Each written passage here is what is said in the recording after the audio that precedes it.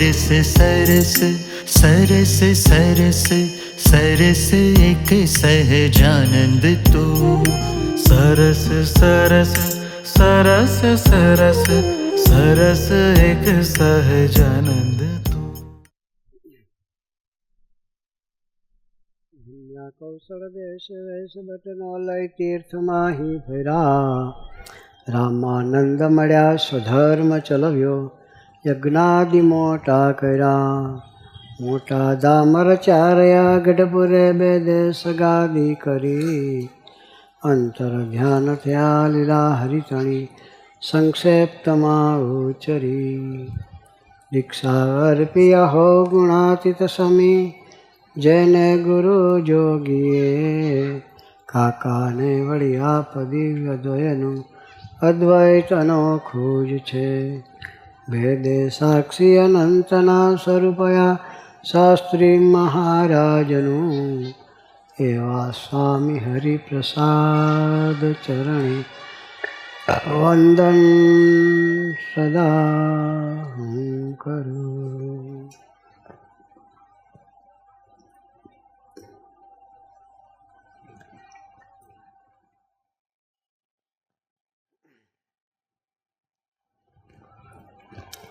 સહજાનંદ સ્વામી મહારાજની જય, હરિપ્રસાદ સ્વામી મહારાજની જય, આત્મીય સમાજની જય જય જય, દાસના દાસ થવાની જય જય જય.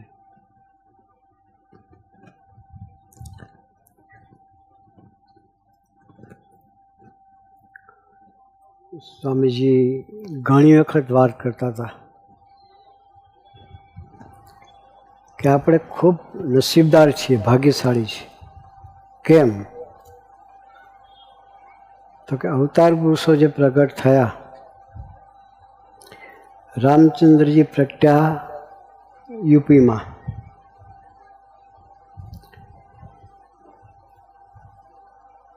લવકુશને ગાદી આપી ગુજરાતમાં, એનો યજ્ઞ ગુજરાતમાં કરાવ્યો. શ્રી કૃષ્ણ પરમાત્મા પ્રગટ્યા યુપીમાં, દ્વારકા પસંદ કર્યું ગુજરાતમાં, પોતાનું ધામ દ્વારકા ગુજરાતમાં પસંદ કર્યું. શિવશક્તિ પ્રગટ્યા યુપીમાં, સોમનાથ પસંદ કર્યું. મહાવીર પ્રગટ્યા યુપીમાં, બિહાર, અને આવ્યા પાલિતાણા ગુજરાતમાં. એમ ભગવાન સ્વામિનારાયણ પ્રગટ્યા યુપીમાં, છપૈયાની ધરતી પર, અને કાર્યક્ષેત્ર બનાવ્યું ગુજરાતને. એટલે આપણે બધા ખૂબ નસીબદાર છીએ.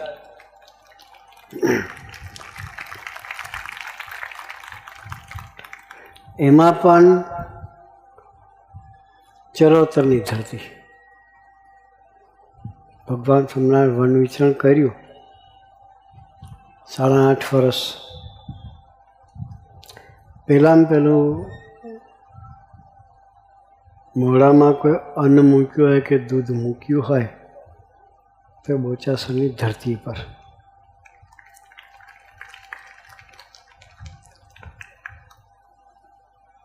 કાશીદાસ મોટાને ત્યાં 8.5 વર્ષ સુધી હરિશરણ સ્વામીએ કહ્યું કે માતાનું રુધિર સૂકી દીધું, એટલી તપસ્યા કરી. કાંટો વાગે તો પાણી નીકળે, લોહી ન નીકળે, કેવું શરીર સૂકી નાખ્યું છે. એ તપસ્યાની પૂર્ણાવતિ કરી બોચાસરની ધરતી પર. એટલે આપણે નસીબદાર છીએ કે ગુજરાતની ધરતી કેટલી નસીબદાર ધરતી છે. એ ધરતી પર આપણને રહેવા મળ્યું. એ ભગવાન સ્વામિનારાયણ પછી એમના અનન્ય અક્ષરધામ તુલ્ય જે વારસદાર કહેવાય એ ગુણાતાન સ્વામી એ ભાદરાની ધરતી પસંદ કરી. ગોંડલને તીર્થ બનાવ્યું. ત્યાર પછી શાસ્ત્રીજી મહારાજ આવ્યા અને મહેરાવ પસંદ કર્યું. ત્યાં પ્રજ્ઞા અને બોચાસનને ધામ બનાવ્યું. અને સ્વામીજી પ્રજ્ઞાસો જ અને પસંદ કરી બાકરોળની ધરતીને, અલધામની ધરતીને.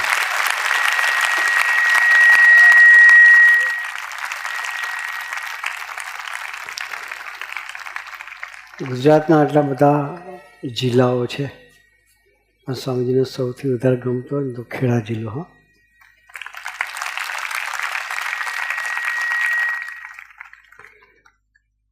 સ્વામીજી ઘણી વખત વર્ણન કરે કે ખેડા જિલ્લામાં 2 ગુણનું દર્શન થાય. એક સુરવીરતા, પાછી પાની નહીં, ડુ એન્ડ ડાય, અને બીજું ભક્તિ. હરિદ્વારમાં જેટલા આશ્રમો છે મોસ્ટલી ગુજરાતની ચરોતરની ધરતી પર ચાલે છે. મોસ્ટલી આશ્રમ, હા, હરિદ્વારના. એટલે આપણી ચરોતરની ધરતી કેવી છે? સંસ્કારી ધરતી કહેવાય. એ ધરતીને સ્વામીજી પસંદ કરી પોતાના યુગ કાર્ય માટે. ભણ્યા તો કે આણંદમાં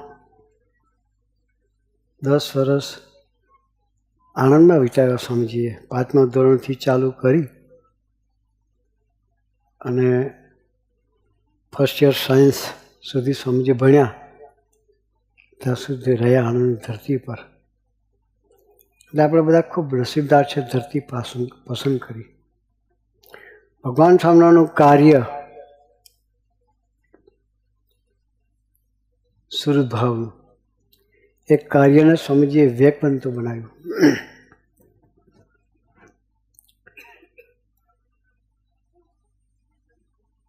ભગવાન સ્વામિનારાયણ પણ યુવકોને સાથે આનંદ થાય એ માટે યુવકો જેવા થઈને રહ્યા. દરબારો સાથે ઘોડા ખેલવ્યા. દરબારો સાથે ઘોડા ખેલવ્યા. એ વખતે કોઈ મર્સિડીઝ ગાડીઓ નહોતી, જીવમાં બેસવા માટે. દાદા ખાચરની ઉંમર બહુ નાની હતી. ભગવાન સ્વામિનારાયણ યોગમાં આવ્યા ત્યારે 14 વર્ષના હશે કદાચ.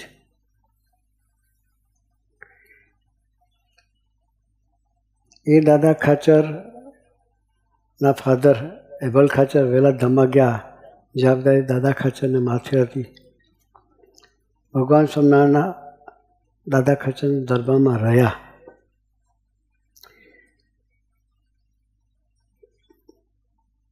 સમર્પણ એવું હતું, ભગવાન અવારનવાર દાદાને બિરદાવતા હતા. એ જીવા ખાચરથી સહન થતું નહોતું. એટલે એને હેરાન કરવા, પજવવામાં કંઈ બાકી નહોતું રાખ્યું. સિઝન બાજરીની હોય કે ઘઉંની હોય, જ્યારે પાક લણવાનું થાય એ વખતે જીવા ખાચર એ એવા માથાભારે પાત્રોને મુકાવી અને પાક લઈ લે. વર્ષો સુધીની આવી પજવણી હતી. છતાં જ્યારે જીવા ખાચર સ્વધામ જવાના હતા ત્યારે ભગવાન સ્વામિનારાયણ એમના ખાટલા પર જઈને બેસી ગયા. એ સુરભાવ, કોઈના સ્વભાવ પ્રકૃતિ જુએ નહીં અને પોતાની અસ્ખલિત પ્રેમમાં ડૂબાડે, એનું સુરભાવ કહેવાય. ભગવાન સ્વામિનારાયણ ખાટલા પર બેસી ગયા, ખૂબ આનંદ કરાયો અને કહ્યું, જીવા બાપુ તમને લેવા આવ્યા છે. એના ગુના સમૂહના જોયું અને હસતા રમતા પોતાના ધામમાં બેસાડી દીધા. એ સુરતભાવ સ્વામીજી પોતાના જીવનમાં આ વિરત પ્રમાણે દર્શન કરાવ્યું છે. સ્વામીજી યોગી મહારાજ સાથે હતા ત્યારે પણ સ્વામીજી માટે ઘણાની ઈર્ષા આવતી.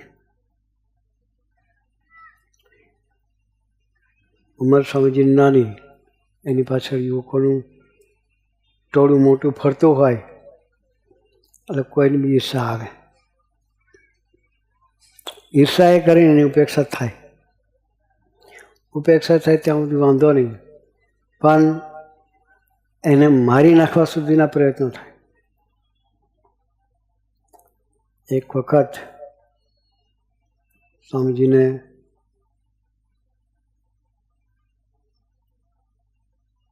નક્કી કર્યું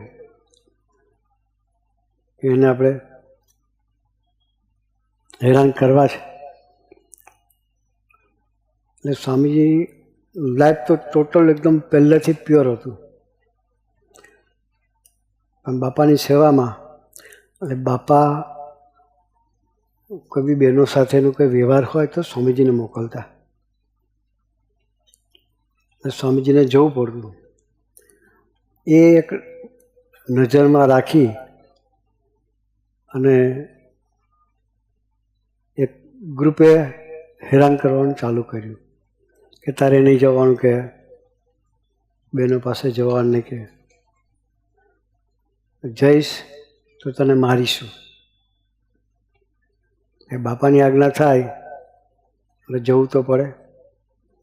3-4 વખત એ રીતે ટોર્ચરિંગ કરવા છતાં બાપાની આજ્ઞા થઈ એટલે જવાનું થયું. એક દિવસે લોકોએ નક્કી કર્યું કે એને મારવા છે. રાત્રે ગોંડલી ઘાટ ઉપર લઈ ગયા.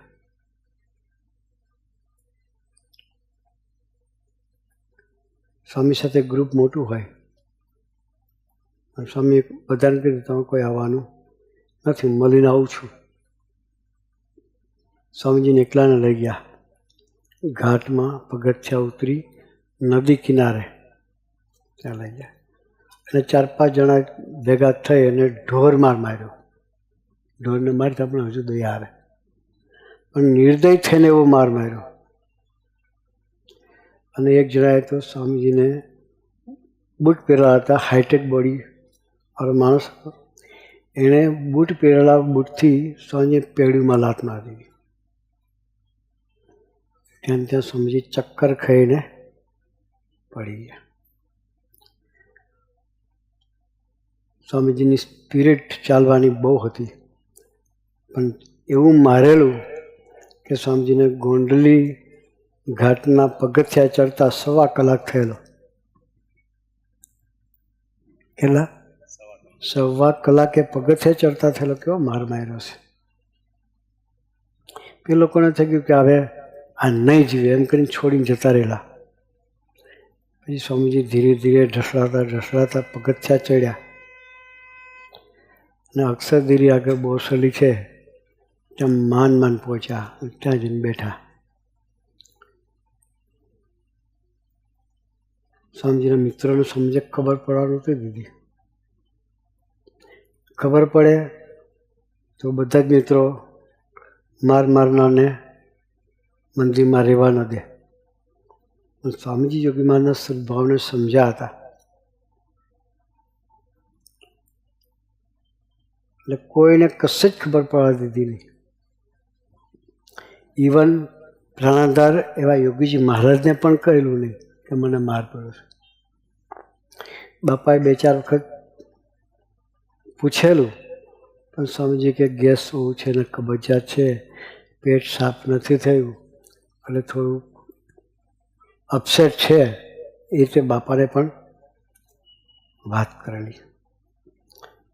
2-3 દિવસની પરિસ્થિતિ એવી, ઉઠાય નહીં, બેસાય નહીં, પેશાબ થાય નહીં, પેડમાં લાગેલું એટલે કિડની ફંક્શન બંધ થઈ ગયેલું. લઘુ ઉતરે નહીં, ટોયલેટ ઉતરે નહીં. પછી એક દી બાપાએ પૂછ્યું સામેથી કે પ્રભુદાસભાઈ તમને કંઈક થયું છે? ના બાપા કશું થયું નથી. ત્યારે યોગી મારા ગળાના સમ ખાય છે. શેના? મારા ગળાના સંકેત આમ કહો કે ન છૂટકે. બાપાએ જ્યારે ગળાના સંખાતા ત્યારે બાપાને કહ્યું કે બાપા આવું થયું છે. બાપા કે ગુરુ તમારે વહેલું કેવું જોઈએ ને કે. સ્વામીજી કે બાપા તમને બધી જ ખબર છે, તમારાથી કોઈ ચીજ અજ્ઞાત નથી. એવું બોલ્યા એટલે બાપાની આંખમાં પણ આંસુ આવી ગયા. પછી બાપાએ કહ્યું કે સારું તમે કોઈને કહ્યું નથી કે આપણે શાસ્ત્રી માને કરતા હતા માનવાના કે.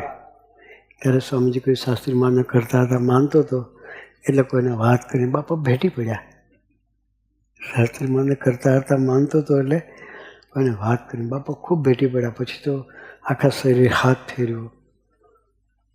એ કરુણાનિધિ પુરુષ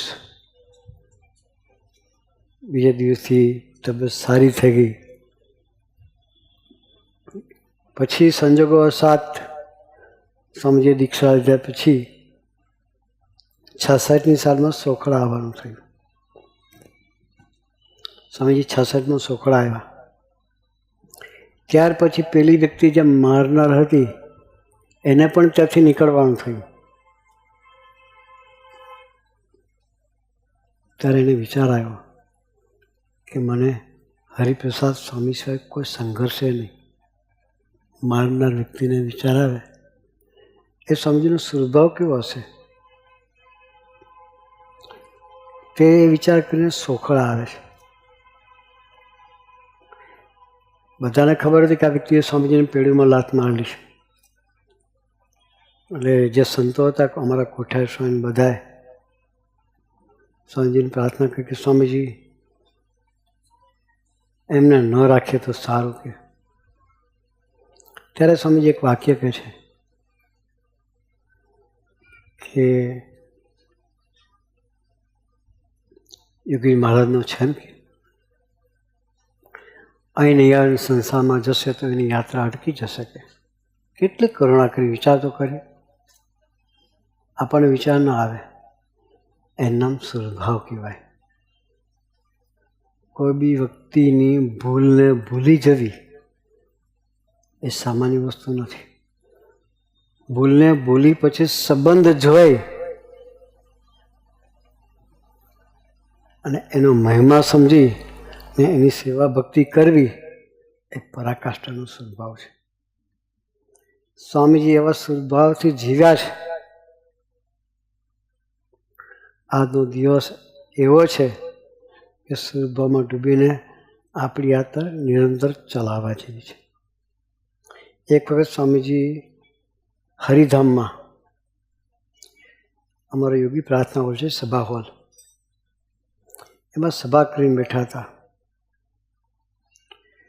અને એનો ઘુમ્મટ બહુ મોટો છે, 60 ફૂટનો ડાયામીટરવાળો ઘુમ્મટ છે.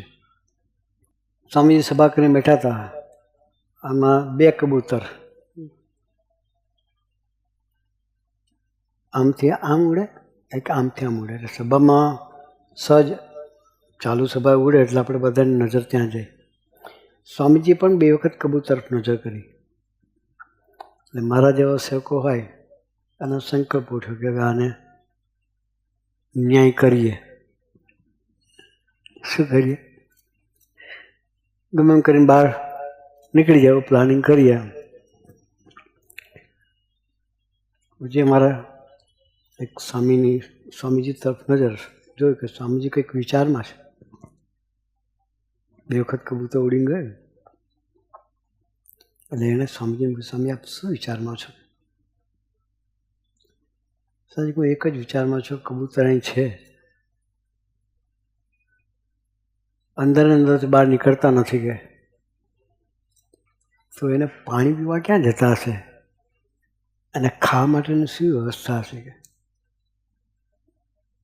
આ વિચાર આપણને ન આવે.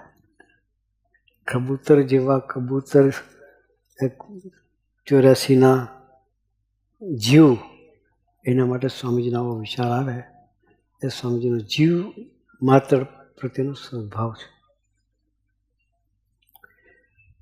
ત્યારે એ અમારા સુરત સ્વામી સ્વામીજીને પૂછા ગયેલા. ત્યારે જ્યારે સ્વામીજીએ વાત કરી કે પાણી ક્યાં પીતું હશે અને ચણવા ક્યાં જતું હશે, કે એના વિચાર મુજબ આપણે માટે કંઈક વ્યવસ્થા કરો, કે કબૂતર થોડું ચણી શકે અને પાણી પી શકે એવી વ્યવસ્થા કરો. આપણી વિઝન અને એમના વિઝનનો આટલો ફેર છે. એટલે આપણે ખૂબ નસીબદાર છીએ કે આવા પુરુષની આપણને ગોદ મળી છે, એનો પ્રાગટ્ય મહોત્સવ ઉજવવાની તક મળી છે. તો આજે એટલી જ પ્રાર્થના કરું છું કે સ્વામીજી, તમે યોગી મારને ગમતા સ્વભાવ પ્રમાણે જીવા છો. સ્વામીજી યોગીજી મહારાજ એક જ વાક્ય કહેતા, સમ સદભાવ એકતા, સમ સદભાવ એકતા. એ સૂત્રને સ્વામીજીએ પોતાના જીવનમાં સાકાર કર્યું અને આપણા જીવનમાં આપણે બધા માર્ગે ચાલીએ એ માટે નિરંતર આપણને જાગૃત રાખ્યા છે. એકેય પ્રવચન સ્વામીજીનું એવું નહીં હોય કે જેમાં સ્વામીજીએ સંપ સદભાવ એકતાની વાતો નહીં કરી હોય. સ્વામીજીના મિત્રની વાત કરતાં કહ્યું હતું, એક વખત યોગી મહારાજ કંઈ ગોષ્ઠી કરતા હતા.